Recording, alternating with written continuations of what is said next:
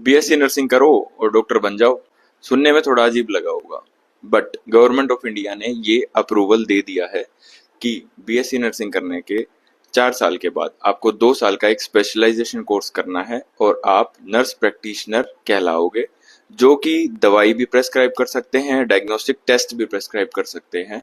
मैं बात कर रहा हूँ NPCC, nurse practitioner in critical care के बारे में। तो जिनको एमएससी नर्सिंग नहीं करनी, उनके लिए ये course best. Now welcoming Megha, who really did this course. Thank you sir for this opportunity and hello everyone. आज हम एनपीसीसी से रिलेटेड सब कुछ डिस्कस करेंगे। Megha, how is NPCC different from MSc nursing? So MSc अगर आपको करनी है या फिर एनपीसीसी आपको करनी है, तो फिर आपको ये क्लियर होना चाहिए कि एकेडमिशियन की साइड अगर आपको जाना है तो आपको एमएससी करनी है, अगर आपको क्लिनिशियंस की साइड जाना है तो फिर आपको एनपीसीसी करनी है। एकेडमिशियंस मतलब टीचिंग की साइड होता है, तो आप एमएससी कर सकते हैं। अगर आपको क्लिनिकल बैकग्राउंड में या फिर क्लिनिकल की साइड आपको अपनी मास्टर्स करनी है तो आप एनपीसीसी के लिए जा सकते हैं। The benefit of doing this course? Majorly 3 benefits मिल जाते हैं। सबसे पहले आपको ऑटोनॉमी मिल जाती है, कोई भी प्रोसीजर करने के लिए आपकी ही स्पेशलिटी के अकॉर्डिंग आपको ऑटोनॉमी मिलती है उन सब प्रोसीजर्स की। सेकंड, आपको ड्रग प्रिस्क्रिप्शन की अथॉरिटी मिल जाती है। थर्ड, आपको सैलरी हाई नॉर्मल एमएससी या फिर बीएससी के कंपैरेटिव ज्यादा मिलता है।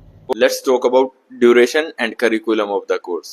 Duration of this course is also 2 years, क्योंकि ये मास्टर्स है। करिकुलम हमारा 80% क्लिनिकल होता है और 20% हमारा थ्योरी होता है, बट क्लिनिकल में भी जितने आपके प्रोसीजर्स आ गए, ड्रग्स आ गए, उन सबसे रिलेटेड भी आपकी सारी थ्योरीज आ जाती है। कोई एलिजिबिलिटी क्राइटेरिया या फिर कोई एंट्रेंस एग्जाम? एलिजिबिलिटी के लिए आपको बीएससी नर्स होना पड़ेगा and minimum 1 year of experience is must. अगर आपको क्रिटिकल केयर में नर्स प्रैक्टिशनर का कोर्स करना है तो क्रिटिकल केयर, अगर आपको गायनी में करना है तो गायनी, अगर आपको इमरजेंसी एंड ट्रॉमा का करना है तो इमरजेंसी में आपको 1 साल का मिनिमम एक्सपीरियंस होना चाहिए। फिर आता है एंट्रेंस एग्जाम्स। अगर हम यूनिवर्सिटी बेसिस पे लेते हैं तो फिर हमें यूनिवर्सिटी के अकॉर्डिंग एंट्रेंस एग्जाम्स देना होता है। कुछ यूनिवर्सिटी एंट्रेंस नहीं कंडक्ट करवाते, वो इंटरव्यू बेसिस पे भी ले लेते हैं।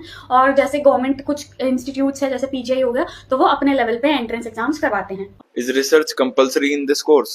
यस, इस कोर्स में भी हमें रिसर्च करनी होती है। हमें भी अपनी मास्टर्स डिग्री के लिए रिसर्च का क्राइटेरिया फुलफिल करना है। जैसे एमएससी में हम टीचिंग वगैरह देके अपना रिसर्च कंडक्ट करते हैं, इसमें हमें पेशेंट केयर से रिलेटेड ही रिसर्चेस करनी होती है।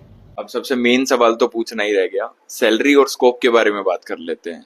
फिर आता है एक्सपेक्टेड सैलरी और आउटकम से रिलेटेड या फिर हमारे स्कोप से रिलेटेड। देखिए, expected salary area to area differ करता है। 55,000 एज अ बेसिक फ्रेशर को मिलता है एंड स्कोप के लिए गवर्नमेंट में कोई स्कोप नहीं है, प्राइवेट इंस्टीट्यूट्स ले रहे हैं, कॉर्पोरेट इंस्टीट्यूट्स नर्स प्रैक्टिशनर्स रख रहे हैं with along with doctors. Thank you mega for this wonderful information. और बाकी जिस किसी को भी एनपीसीसी से रिगार्डिंग डाउट है या किसी को करना है तो आप मेगा के अकाउंट से भी पता कर सकते हैं और मेरे पास भी डीएम कर सकते हैं। Thank you.